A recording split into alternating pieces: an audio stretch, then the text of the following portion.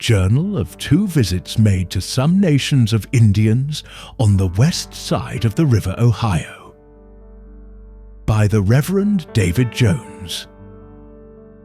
Saturday 23rd, in company with Mr. Irwin, went to see Captain McKee, who lives 3 miles about west and by north from Chillicothe, in a small town called Wakachali, which signifies Crooked Nose's place. Here, the captain's Indian relatives live, and some others. This seems only a new town, not having as yet much ground cleared. 'Tis situated east of a creek, which I suppose to be a branch of Paint Creek. Some of the Indians of this town have a large number of the best horses in the nation, nor are they worse supplied with cattle, so that they chiefly live by stock. Captain McKee was very courteous, and still promised well. Returned the same evening to Chillicothe. The day following, being Lord's Day, remained at Mr. Henry's reading Sherlock on Revealed Religion, which is a good book on that subject, and may be profitable to the reader. But if the author could have visited the Indians, he might have saved many arguments, and perhaps been more fully convinced that without revelation there would have been little, or rather no religion among mankind. It is granted that the Apostle speaks of the Gentiles which have not the law, yet do, by nature, the things contained in the law, etc. 'Tis true that nature may direct to some parts of the second table of the law, which includes our duty to man, but it is far from being evident that it directs to the first table, which includes our duty more immediately to God. Nay, the Scripture saith in this point, that there is none that understandeth, there is none that seeketh after God. Footnote: Romans 3 verse 11. End of footnote. Had a deeper sensation of this truth when amongst the Indians than is common with us. In this town were near 20 white people. Some, at least, of them were disposed to hear the gospel, but dare not preach without leave from the Indians. For though when among us they are lambs, found them lions at home. To be debarred from preaching on the Lord's Day was very grievous, and made the day seem very long. Nay, it seemed impracticable to attempt social prayer, for not a minute was certain to be free from the insults of rude heathens. How great is the mercy to enjoy opportunities of worshipping God without fear! Yet alas, how many are insensible of it, and under all advantages remain real heathens in practice. How shall we escape if we neglect so great salvation?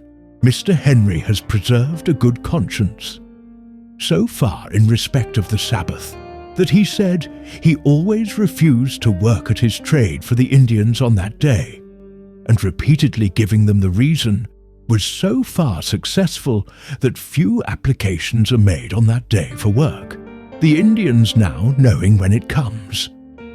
He told me they were not a little troublesome at first on this account, but by utterly refusing and giving them the reason why he would not work, they were reconciled. From this instance, am persuaded if the traders were unanimously to refuse trading on the Lord's Day, the heathens thereby might be brought into better regulations. But what is to be lamented, some of the traders are not concerned about conscience in this matter, and it never can be well accomplished except they are unanimously agreed. When I came first to this town, 2 of our canoemen lay under the hands of an old squaw, having had their feet badly frozen in travelling from Scioto. 'Tis likely they came with loads of rum by night, for if this article is seen, 'tis common for the Indians to rob them without apology. One of the men indeed had his feet very badly frozen. Having applied to me, let them know that. What medicines were in my possession were not adapted to the complaint, must have recourse to the productions of that soil, therefore prescribed the following poultice, which in a short time absolutely performed the cure in a surprising manner, quickly separating the mortified flesh. As it is cheap, and may be depended upon in similar cases, shall communicate it for the benefit of such as are pleased to use it. Take the fresh bark of sassafras roots, pound it in a mortar very fine, then boil it a little in water, mixing it up into the consistency of a poultice with Indian corn meal. Apply it once in 12 hours, as warm as it can be endured. Its operation is attended with a sensation almost equal to burning, but this abates as soon as the mortified flesh is separated. Monday 25th, made a further inquiry about the person recommended for my interpreter, was informed that he was hunting beavers and would not be in till spring. This news blasted all my prospects of making an useful visit, and having no other remedy, applied to one, James Gertie, who was well acquainted with their language, but a stranger to religion. Neither had he any inclination to engage in such solemn matters, so contrary to the tenor of his life, having little or no fear of God before his eyes, yet he was civil, and after much persuasion engaged to assist me, but dare not proceed, he said, before some headmen came home, who were out hunting, but expected soon to return. In the meantime, I employed myself in making a vocabulary of the Shawnee language, by his assistance and Mrs. Henry's, formed a method of spelling this language from the Greek and Welsh. The C and H, chi, is pronounced gutturally as Welsh or Old Scotch, and T and H theoth as Greek, by placing the point of the tongue to the upper teeth. Here diphthongs, triphthongs, nay, even 4 vowels are used in a word. Their language seems very defective in verbs, yet in several particulars very expressive. At first it seemed impossible to spell it, but custom made it almost as familiar as the English. They have only one set of phrases. Therefore, their language is commonly known by all. Saving an opportunity here of exercising reason calmly, have a little changed my sentiments respecting language. The use of words is to convey the conceptions of the mind in such a manner that others may know our thoughts.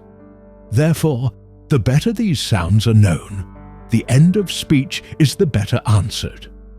It would be almost as rational to whistle in company as to speak, using words unknown to the hearers. Was this well considered? Perhaps it would make some of our fine pulpit orators blush, who use as many unknown words in one sermon as might grace a modern apothecary's bill of medicines. To demonstrate a little of the nature of this language, shall give a specimen in their manner of counting to 10, as follows: Koti 1, Niswe 2, Nethwe 3, Ne-Iwe 4, Ne-Alonwe 5, Ne-Kutwothwe 6, Ni-Swathwe 7, Swasik-Thwe 8, Chakut-Thwe 9, Metothwe 10. The common name for God is Oessa Monito. The word Oessa signifying good, but could find no particular signification for the word Monito. They call the devil Monito, but when he is designed, the adjective machi is prefixed. The word machi signifies bad or evil, so that they call one the good Monito, and the other the bad Monito. This word is applied to a snake and other disagreeable things. The chief men in speaking to me used another word, by which God is acknowledged as creator, that is to say, Weshelekwa, in other words, he that made us all. But Captain McKee pronounced it Kershelekwa-A, was distressed that my time passed, and little done to purpose, consulted with the traders to meet for worship ourselves. and spend the Lord's Day in the best manner we could among the heathens. It was agreed that on the 31st of January should preach to the white people. The Indians were to be notified that if any chose to come, they also should be instructed. Fearing the event, went to see Captain McKee, who promised to come next day and interpret for me to the Indians. But he came not, nor is the reason yet known to me, not having had any opportunity of seeing him since. Nor was the disappointment less in our town, for the Indians were so extremely uneasy, and used such menaces that none dare meet. For nothing can be safely done without their consent. They are arbitrary beyond conception of such as know them not. Ignorance often creates suspicion. This is their case, for they seemed apprehensive, that if we met together, 'twas only to counsel to take the town.